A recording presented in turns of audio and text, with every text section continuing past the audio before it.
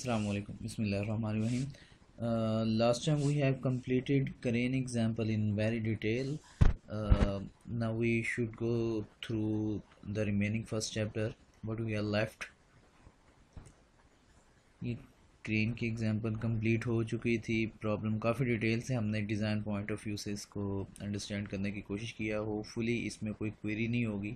अगर कोई क्वेरी होगी तो काइंडली मुझे लाजमी सजेस्ट करें, मतलब लाजमी फॉरवर्ड करें. मैं कुछ आपको लाजमी इंशाल्लाह आंसर करूँगा.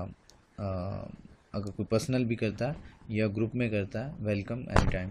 और ये चीज़ें हमने ऑलरेडी एक्सेल चेसिस, ये चीज़ें हमने डिटेल से कर चुके हुए हैं. ये चैप्टर स्टार्ट करने से पहले ही मैंने आपको स्लाइड्स पे ये बताया था एक्सेल चेसिस वगैरह, ये टाइप्स ऑफ चेसिस, और इनको आपने गो थ्रू लाजमी करना. ये सेंट्रिक लोडिंग्स. अच्छा, और थ्रू आउट द कोर्स आपने एक ये चीज़ याद रखनी है कि जहाँ जहाँ पर कॉन्सेप्ट एप्लीकेशंस आएंगी या सैम्पल प्रॉब्लम्स आएंगी या सॉल्व्ड कोई भी चीज़ आएगी, वो आप लोगों ने लाजमी करनी है, उसको अंडरस्टैंड ज़रूर करना है. और वो ये चीज़ें हम ऑलरेडी अपनी जो हमारी क्रेन की एग्जांपल है उसमें ये कवर हो चुकी हुई है. तो होपफुली अगर कोई वैल्यू चेंज होती है या कुछ भी ऐसी, थोड़ा सा मैं घुमा के भी अगर पूछता हूँ ऐसी छोटी छोटी चीज़ें, तो आप इसको आंसर करने के काबिल होंगे इंशाल्लाह. इसी तरह कॉन्सेप्ट एप्लीकेशन 2 है. ये भी सिंपल एक इसी का स्ट्रेस का फार्मूला यूज़ हो रहा है, और इसको भी आपने एक दफ़ा गो थ्रू दोबारा कर लीजिएगा. शेयर स्ट्रेस ये भी हम कर चुके हुए हैं. सिंगल शेयर, डबल शेयर, ये सारी चीज़ें. बेरिंग स्ट्रेसेस इन कनेक्शंस ये भी हम कर चुके हुए हैं. Application to the analysis and design of simple structure, ये डिज़ाइन की काफ़ी बातें हम कर चुके हुए हैं. ये इसी का क्रेन की ये बेसिकली एग्जांपल कॉन्सेप्ट एप्लीकेशन जो है ना, वो इसमें ये डिस्कस की जा रही है बुक में. ये हम काफ़ी डिटेल से गो थ्रू कर चुके हैं. हम आगे प्रोसीड करते हैं कि क्या चीज़ लेफ़्ट आउट है अभी स्टिल, जिसको हमने अभी तक टच नहीं किया.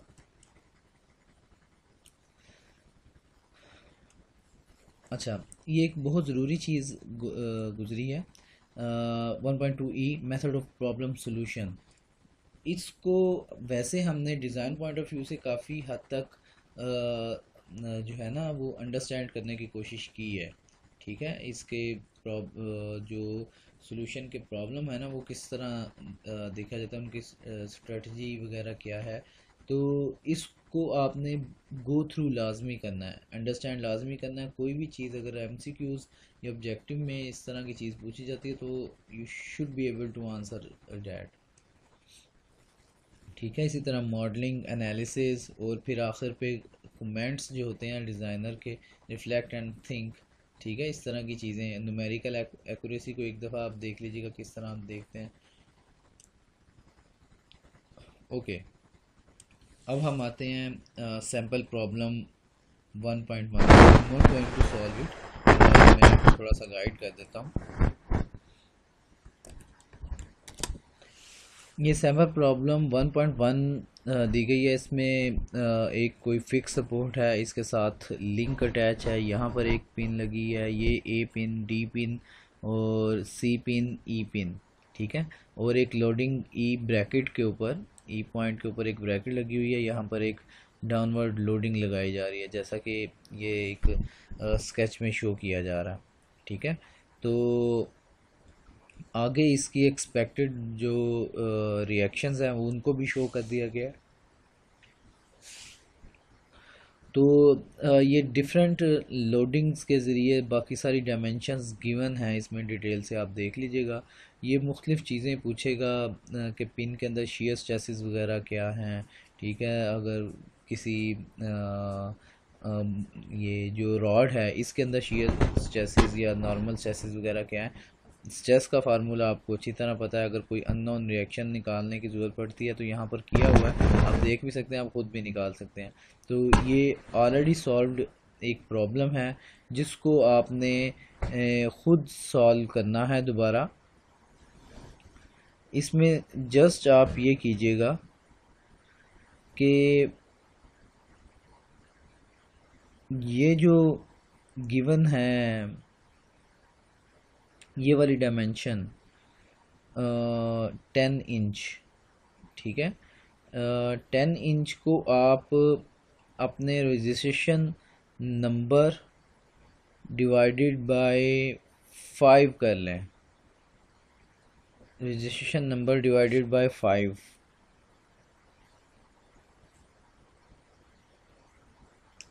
या ऐसा करें जिनका रजिस्ट्रेशन नंबर विद इन 20 आता है वो अपना रजिस्ट्रेशन नंबर कंसीडर करें 10 के अलावा, ठीक है।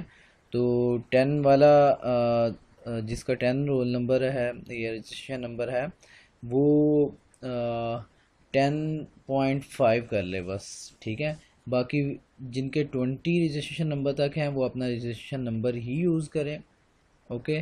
और जिनका 20 से ऊपर है वो वो डिवाइडेड बाय 2.5 कर लें, अपना रजिस्ट्रेशन नंबर डिवाइडेड बाय 2.5, और इसको सॉल्व करके तो अभी जो जो चीज़ें मैं बता रहा हूँ उनको सॉल्व रफ पे ही चाहे सॉल्व कर लें, थोड़ा सा नीट के रीडेबल हो, तो उनको कंपाइल कर लें एक असाइनमेंट में, आपकी एग्जाम प्रिपरेशन भी हो जाएगी। आगे हम मूव करते हैं। ये इसमें परेशान होने की कोई ज़रूरत नहीं होगी आपको, जस्ट शीयर स्ट्रेसेस निकालनी है जो कि सॉल्व्ड है, आप इजीली अंडरस्टैंड कर लेंगे। कहीं पे बियरिंग स्ट्रेसेस निकाली जा रही हैं, कोई डिफरेंट चीज़ नहीं है। Bearing stresses force per unit area, आपने जस्ट एरिया कंप्यूट करते हैं, फोर्स ऑलरेडी जो लिंक के अंदर आ रही होगी वही इसके ऊपर लग रही है, तो थोड़ा सा बस इसको अंडरस्टैंड करना है, ऑलरेडी ये सॉल्व्ड चीज़ है। इसी तरह ये एक मैकेनिज़्म दिया गया है, यहाँ पर नट बोल्ट और एक ब्रैकेट है जो कि डबल शेयर में है, यानी कि जो बोल्ट है ये डबल शेयर में है, ठीक है। इस साइड पे भी डबल शेयर में है, इसको साइड व्यू देखें तो ये कुछ नज़र आ रहा है हमें, ठीक है। तो इसमें भी shear stresses, double shear stresses, bearing stresses, ठीक है, इसी तरह की सारी चीज़ें कंप्यूट की गई हैं। इसको भी आपने ख़ुद सॉल्व करना है। इसमें अगर मैं कोई चेंजिंग करता हूँ तो आपको उस चेंजिंग के अकॉर्डिंग इसको पूरा सॉल्व करना चाहिए, ठीक है। इसमें कुछ चेंजिंग करके हम अब आगे मूव करते हैं कि ये जो थिकनेस 20 मिलीमीटर है इसकी जगह आप अपना रजिस्ट्रेशन नंबर यूज़ करेंगे, थिकनेस की जगह रजिस्ट्रेशन नंबर। इसी तरह हम आगे चलते हैं। जो प्रॉब्लम्स हैं इनको अभी आप टच बिल्कुल भी ना करें, क्योंकि जो सैम्पल प्रॉब्लम्स हैं इनमें जो चेंजिंग करके मैं आपको दे रहा हूँ ये काफ़ी हैं अभी बेसिक गो थ्रू के लिए, मतलब ऑनलाइन में इतना काफ़ी है। अगर तो फिज़िकल क्लासेस होती तो हम ज़्यादा डेप्थ में भी चले जाते, लेकिन एट लीस्ट इसको अच्छे तरीके से करें जो मैं चेंजिंग्स आपको दे रहा हूँ। अच्छा, आगे चलते हैं।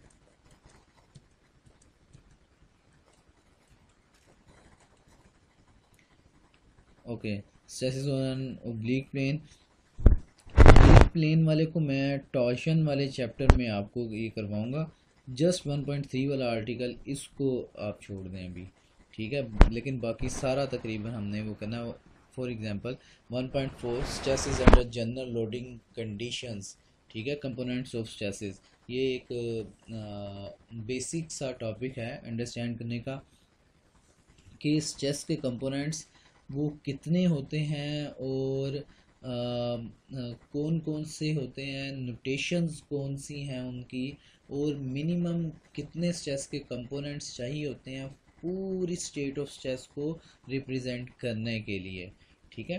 तो ये इस टॉपिक मतलब यहाँ पर हम इसको एक स्टडी करने की कोशिश करते हैं। लेट्स सपोज हमारे पास एक बॉडी है, 3 डायमेंशन बॉडी, उस पर डिफरेंट डायमेंशन में डिफरेंट फोर्सेस लग रही हैं, P1 P2 P3 P4, ठीक है। 3 डायमेंशनल बॉडी है, एक्स वाई जी कोऑर्डिनेट्स ये पीछे बने हुए हैं, इसके ऊपर ये लगी हुई है। लेट्स सपोज हम इसको वाई जी प्लेन में से इसकी कटिंग करते हैं, इसको काटते हैं कुछ इस तरह, ठीक है, वाई जी प्लेन में, ठीक है। हमने इसकी कटिंग की और इसके जहाँ से काटा गया वहाँ पर एक स्मॉल एलिमेंट डेल्टा ए हमने एज्यूम किया, ठीक है, डेल्टा ए एज्यूम किया। अब इस एलिमेंट के ऊपर बेसिकली तो external loadings P1 P2 P3 P4 थी, ठीक है। उसकी वजह से मटेरियल के अंदर जो छोटा सा एलिमेंट था डेल्टा ए वाला, इसके ऊपर कुछ फोर्सेस जो है वो रिजल्टेंट लग रही होंगी। लेट्स सपोज उसका नाम हम जो है ना वो डेल्टा एफ, क्योंकि स्मॉल एलिमेंट है फोर्सेस भी स्मॉल होंगी, डेल्टा एफ एक्स रख देते हैं, क्योंकि ये एक्स की डायरेक्शन में लेट्स सपोज हमने एक फोर्स अज्यूम की कि उसके ऊपर एक एक्स की डायरेक्शन में फोर्स आ रही है, ये नॉर्मल फोर्स है एक्स की डायरेक्शन में, इस प्लेन के नॉर्मल होगी, ठीक है। इसी तरह इस प्लेन के पैरेलल, इस प्लेन के पैरेलल किसी भी आर्बिट्रेरी डायरेक्शन में जो फोर्स होगी वो बेसिकली शेयर फोर्स कहलाएगी। याद रखना आपने, किसी भी प्लेन के पैरेलल, ये क्रॉस सेक्शन प्लेन है जो कि जी वाई डायरेक्शन में पड़ा हुआ है, जी वाई प्लेन में पड़ा हुआ है, ठीक है, जो कि डेल एक्स के परपेंडिकुलर प्लेन है ये, ठीक है। ये वाला सारा प्लेन जो कट प्लेन है ना, ये एक्स के परपेंडिकुलर प्लेन है वाई जी प्लेन के अंदर। तो इस क्रॉस सेक्शन के पैरेलल या डेल्टा ए के ये पैरेलल एक फोर्स लग रही है जिसका नाम हमने डेल्टा वी लिखा, इसके टॉप सबस्क्रिप्ट में एक्स लिखा गया है। ये शो करता है कि ये एक ऐसा प्लेन है जिसके नॉर्मल की डायरेक्शन जो है ना वो एक्स एक्सिस है, ठीक है। तो ये ऐसी शेयर स्ट्रेस है जिसका नॉर्मल एक्स एक्सिस में है, ठीक है, इस सबस्क्रिप्ट का ये मतलब होता है। और अगर ये शेयर स्ट्रेस की डायरेक्शन z की डायरेक्शन में या y की डायरेक्शन में, यानी कि या तो इस डायरेक्शन में या ऊपर की डायरेक्शन में हो जाए, ठीक है, यहाँ से या ऊपर में या z की डायरेक्शन में, तो इसको डेल्टा v को हम कुछ इस तरह भी लिख सकते हैं। मैं थोड़ा सा जूम करता हूँ, थोड़ा इजी हो आपके लिए।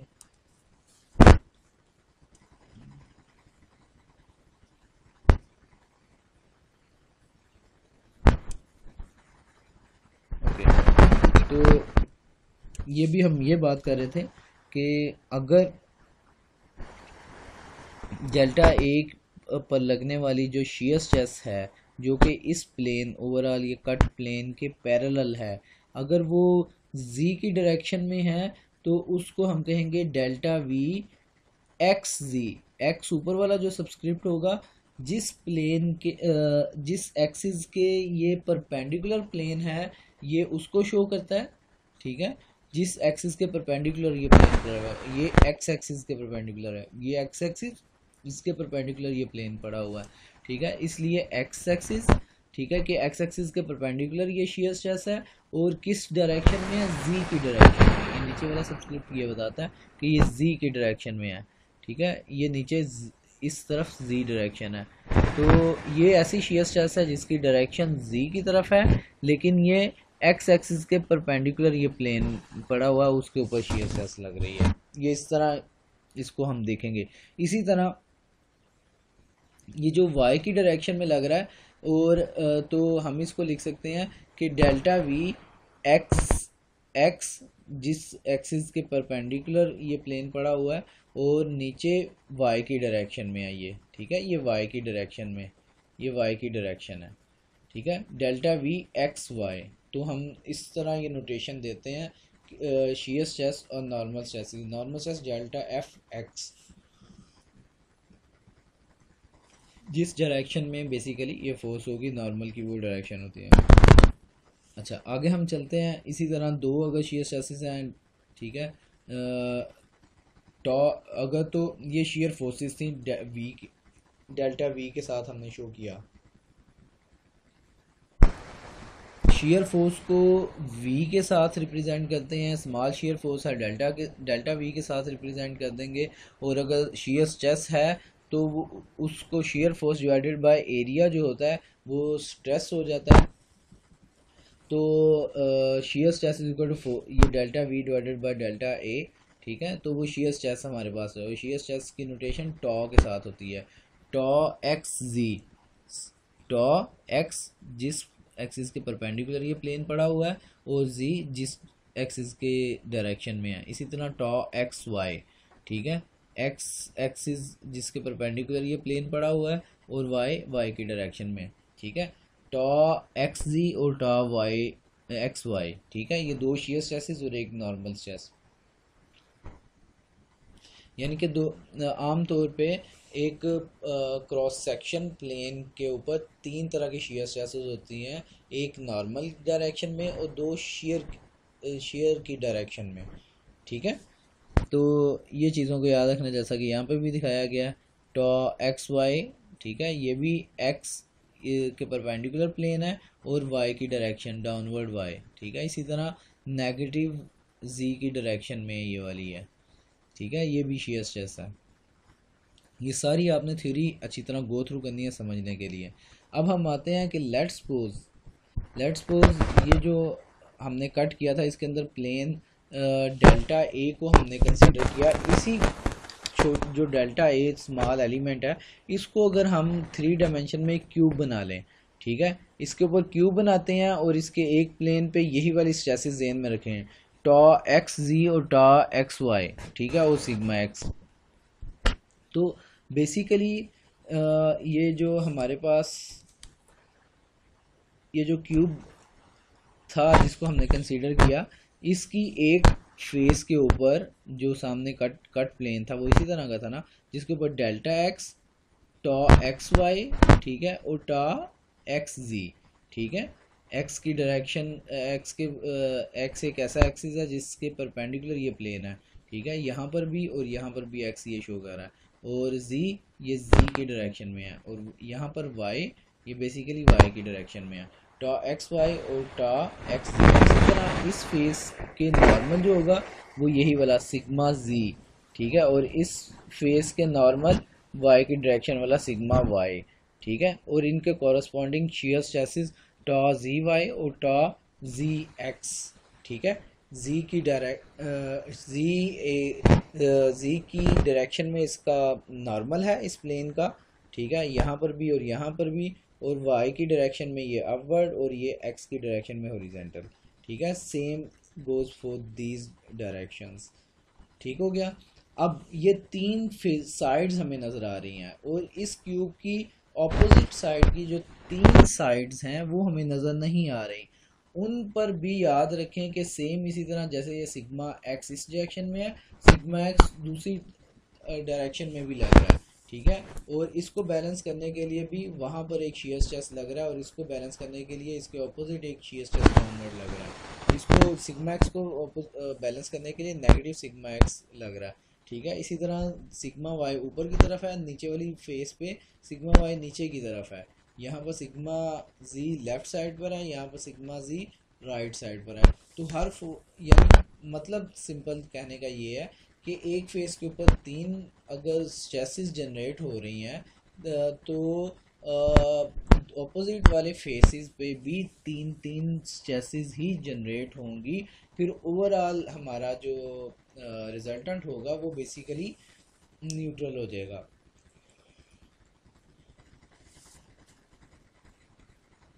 अब हम आगे चलते हैं थोड़ा सा। ये काफ़ी हद तक एक detailed come state of stress जो है ना वो शो की गई है, ठीक है। यहाँ पर आप देखें कि सारी पहले स्टेट ऑफ स्ट्रेस थी, अब हमने फोर्सेस स्टेट ऑफ फोर्सेस जो है ना उनको कर दिया। सिर्फ स्ट्रेस के साथ डेल्टा ए जो कॉरस्पॉन्डिंग उसका एरिया है उसको मल्टीप्लाई कर दिया, तो ये फोर्स बन गई है, ठीक है। Stress into area is equal to force, ठीक है, ये फोर्स बन जाती है क्योंकि stress is equal to force per unit होता है, फोर्स स्ट्रेस इनटू एरिया, ठीक है। तो ये हर एक के साथ एरिया मल्टीप्लाई कर दिया उसका कॉरस्पॉन्डिंग, तो हमारे पास ये रिजल्ट आ गया। अब बेसिकली ये ओवरऑल देखा जाए तो इसके ऊपर जो फोर्सेस लग रही थी सारी की सारी, उनके रिजल्टेंट की वजह से ये पूरे का पूरा एलिमेंट बेसिकली स्टैटिक कंडीशन में था, ठीक है। तो इसको जब कट ऑफ किया तो दरमियान वाला अंदर का एलिमेंट भी स्टैटिक कंडीशन में ही है। तो हम कह सकते हैं कि sum of all forces will be equal to 0 and sum of all moments will be equal to zero. Forces X Y Z direction में वो इक्वल टू जीरो, और मोमेंट्स भी they are equal to zero. Movement about X axis, movement about Y और movement about Z, ये सारे zero है। ठीक है, हम एक ऐसा करते हैं कि मूवमेंट अबाउट जी लेते हैं, ये जी, इसके अबाउट मूवमेंट लेते हैं। एक जी की साइड से अगर साइड व्यू देखें तो कुछ इस तरह का बनेगा। ठीक है, जी ये वाला इनटू द पेपर, और एक्स और वाई ये वर्टिकल एक्सिस शो कर दी गई, इनकी कॉरेस्पॉन्डिंग स्ट्रेसेस आपके सामने है। ठीक है, टॉ एक्स वाई और tau Y x delta i दोनों के साथ। ठीक है, sigma y delta i, sigma y delta i, tau x Y delta i, ठीक है, सिग्मा एक्स डेल्टा आई, इसी तरह ये कॉरेस्पॉन्डिंग ये सारी चीज़ें हमने कंप्लीट कर दी।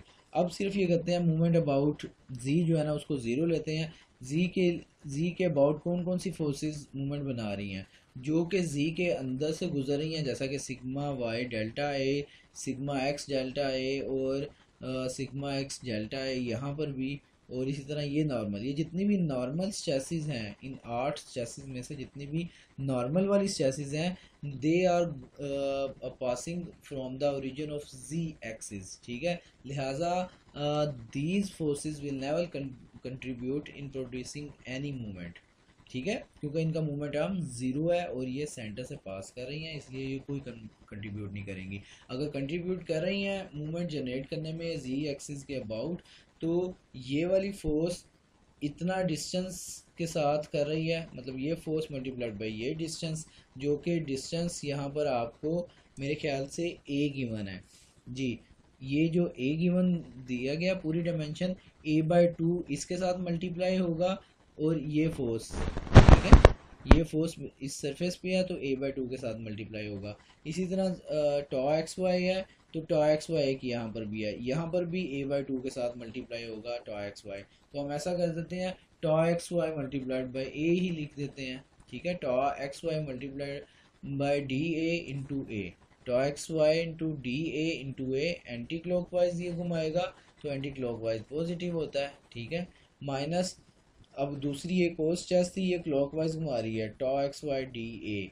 ठीक है, tau x Y D A ये क्लॉकवाइज घुमा रही है, तो ये tau x Y D A into a/2, और यहाँ पर tau x Y into D A into a/2 again हम लिख सकते हैं tau x Y D Y into A, single A, tau x Y delta A into A.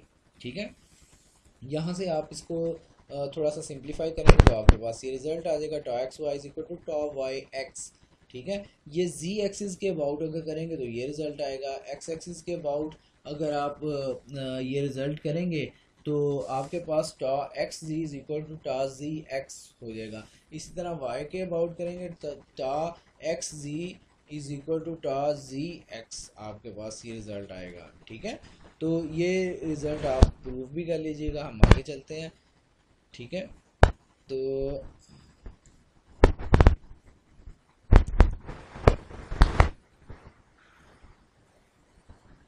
Okay, अब यहाँ पर आप देखें कि tau x Y is equal to tau Y X और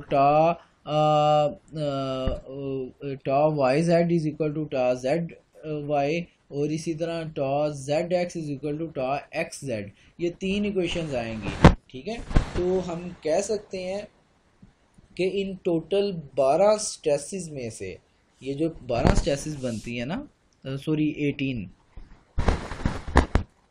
ये 3 स्ट्रेसेस पर फेस हैं, तो ये इसके 6 फेसेस होते हैं, 6 ये 18। ठीक है, 6 इंटू 3 18, तो 18 स्ट्रेसेस में से कितनी नंबर ऑफ स्ट्रेसेस हमें मिनिमम मिल जाए।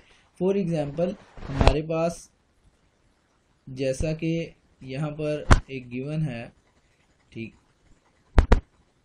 ये देखें सिग्मा एक्स यहाँ पर है, सिग्मा एक्स ऑपोजिट साइड पर भी है, उसकी डायरेक्शन सिर्फ जो है ना वो ऑपोजिट है। ठीक है, लेकिन मैग्नीट्यूड सेम है सिग्मा एक्स, तो अगर हमारे पास सिग्मा एक्स पता चल जाए तो अपोजिट साइड वाली भी पता चल जाएगी। इसी तरह सिग्मा जी यहाँ की पता चले नॉर्मल स्ट्रेस तो अपोजिट साइड की नॉर्मल स्ट्रेस भी पता चल जाएगी।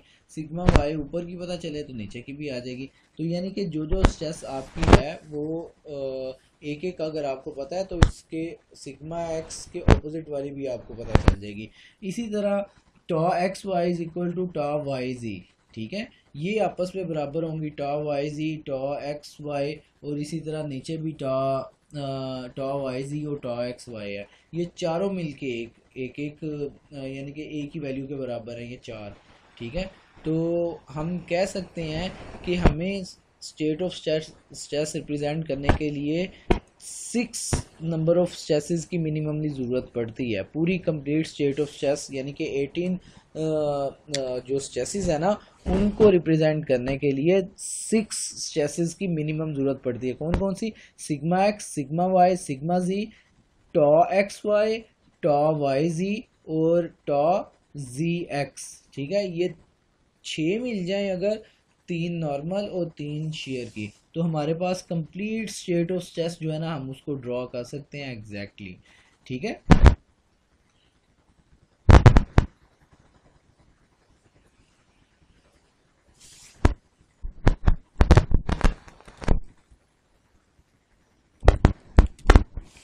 तो ये हमारे पास बेसिकली कुछ रिज़ल्ट आए थे। इसको बाकी मिनिममली हमें 6 कंपोनेंट्स चाहिए होते हैं स्ट्रेस के किसी भी चीज़ को डिस्क्राइब करने के लिए। एक्सियल लोडिंग, ये आप खुद थोड़ा थोड़ा सा स्टडी कर लीजिएगा, हमने क्लास में काफ़ी चीज़ें डिस्कस की हुई हैं। बहुत मोस्ट इंपॉर्टेंट टॉपिक स्टार्ट हो रहा है यहाँ पर। Design consideration, determination of ultimate strength of a material, कैसे अल्टीमेट स्ट्रेंथ ऑफ मटेरियल जो है ना वो फाइंड आउट किया जाता है, किसी भी मटेरियल का अल्टीमेट वैल्यू कैसे फाइंड आउट की जाती है। यहाँ पर एक एक्सपेरिमेंट किया जाएगा, वो सिंगल शेयर का, डबल शेयर का, डिफरेंट एक्सपेरिमेंट किए जा रहे हैं, ठीक है। अल्टीमेट कैसे निकालते हैं इसको आपने एक दफ़ा गो थ्रू करना है।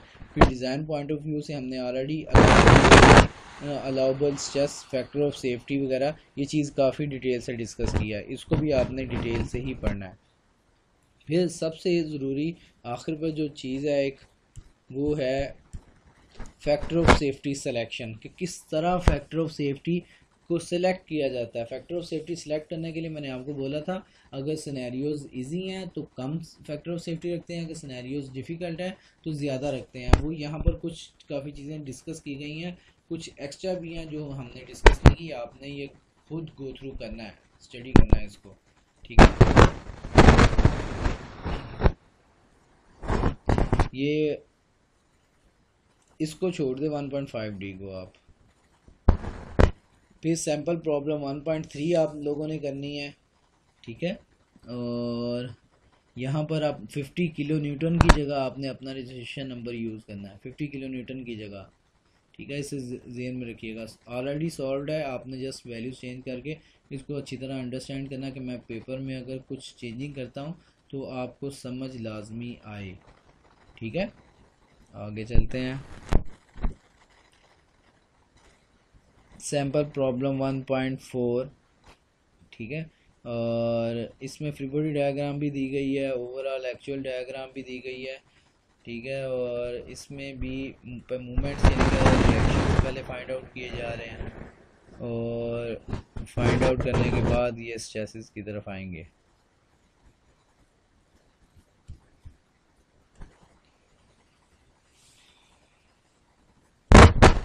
Okay, we have found separately 4 maximum allowable values of force C in order to satisfy all these criteria। खैर आप ये गो थ्रू करेंगे, आपको होपफुली इंशाल्लाह कोई क्वेश्चन की ज़रूरत नहीं पड़ेगी, क्योंकि ये ऑलरेडी सॉल्व्ड है, आपने इसे एक अच्छी तरह बस समझना है, ठीक है। कोई फिर भी कोई क्वेश्चन हो तो आप वो लाजमी करें मेरे साथ। प्रॉब्लम आपने नहीं छेड़ने, अभी प्रॉब्लम को बिल्कुल भी नहीं करना, जस्ट सैम्पल प्रॉब्लम। ये चैप्टर जो रिव्यू है ये काफ़ी ज़रूरी है, रिव्यू एंड समरी क्रक्स होता है, इसको आप देखें। सिंगल एंड डबल ये सारी चीज़ें हम कर चुके हुए हैं, ओब्लिक सेक्शन को बस छोड़ दें, ठीक है। ये हमारा चैप्टर पहला ऑलमोस्ट ख़त्म हो गया हुआ और इसके बाद second chapter stress and strain, axial loading, ये भी काफ़ी हद तक हमने कंप्लीट कर लिया हुआ। जैसे फॉर एग्जांपल पहला an introduction to stress and strain हम कर चुके हुए हैं, ठीक है, काफ़ी डिटेल से आपने खुद भी बना। स्ट्रेस एंड स्ट्रेन डायग्राम, ठीक है, हम कर चुके हुए हैं, ठीक है। और इसी तरह ये ब्रिटल मटेरियल्स का था, कंप्रेशन टेस्ट। तो ये काफ़ी चीज़ें हम फिर ट्यूस टेस्ट एंड ट्यूस चेन ये भी हम ऑलरेडी कर चुके हैं, ठीक है, कि ट्यूस टेस्ट और ट्यूस चेन क्या होती है। और इसी तरह Hooke's law modulus of elasticity ये हम कर चुके हुए हैं, इसको आपने खुद देखना है, ठीक है। Elastic versus plastic behaviour of material ये भी हम डिस्कस कर चुके हैं, ठीक है।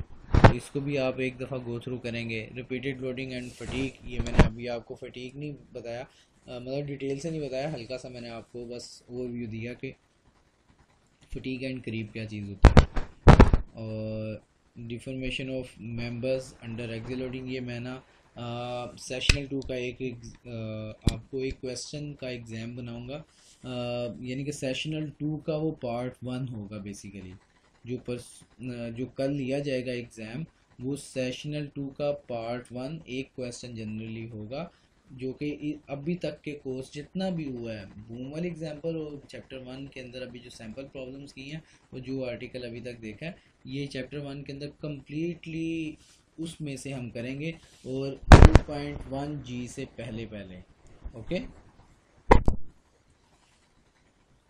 जी, 2.1 जी से पहले पहले जितना कुछ है आपने इसको अच्छी तरह गो थ्रू करना है, समझना है। और इसी में से मैं आपको एक जनरल सा क्वेश्चन बना के, एमसीक्यूज भी हो सकते हैं, न्यूमेरिकल भी ऑब्वियसली होगा, और एक छोटा सा पार्ट बना के दूंगा सेशनल 2 के का पार्ट 1 है किस्म का। बाकी हम अगले वीक में आप एग्ज़ाम देंगे उसके फ़ौरन बाद ही मैं आपके साथ कुछ डेटा शेयर करूँगा टॉर्शन वाला, वो आपको अच्छी तरह समझाऊंगा। फिर उसमें से हम एक प्रॉब्लम और कुछ चीज़ें ज़रूरी जो होंगी उसको एक और क्वेश्चन का आपसे वो क्विज़ लूँगा, उसको सेशनल 2 में मैं इंक्लूड करूँगा, ठीक है। ये रूटीन जो आप मतलब एग्ज़ाम की ये रूटीन आपको अच्छी तरह पता होनी चाहिए। खैर होपफुली चैप्टर 1 में से कोई क्वेश्चन नहीं है, अगर फिर भी किसी का हो मुझे कल आप करें, और अगर मैं ग्रुप में ना आंसर कर पाऊँ तो फिर चाहे मुझे पर्सनल भी आप कर दीजिएगा, लेकिन एग्ज़ाम में सॉरी ग्रुप में अपना क्वेश्चन अपलोड करने के बाद कोई आधा घंटा या घंटा एक वेट कर लीजिएगा अगर मुमकिन हुआ। अगर बहुत एमरजेंसी हुई तो फिर चाहे पर्सनल भी आप कर लें, it's okay, nothing worry about it. पिछले वीक्स में काफ़ी ज़्यादा बिज़ी रहा हूँ अपनी कुछ घर में फैमिली में, तो बहुत ज़्यादा मैं इन टच नहीं रहा, लेकिन फिर भी पूरी कोशिश करूँगा ये सेशनल 2 वाली चीज़ें कंटिन्यू करवा के मैं जल्दी से जल्दी कोर्स पे भी आपका ख़त्म करवाऊँ। और पूरी कोशिश करनी है हमने कि ये प्रोजेक्ट अच्छे से करना जो कि आपको स्टार्ट किया गया। मैं इंशाल्लाह आपको प्रॉपर गाइड करूँगा, एक अच्छा एक्सपोजर मिलेगा आपको कि रूटीन लाइफ की चीज़ों को किस तरह डिज़ाइन किया जाता है।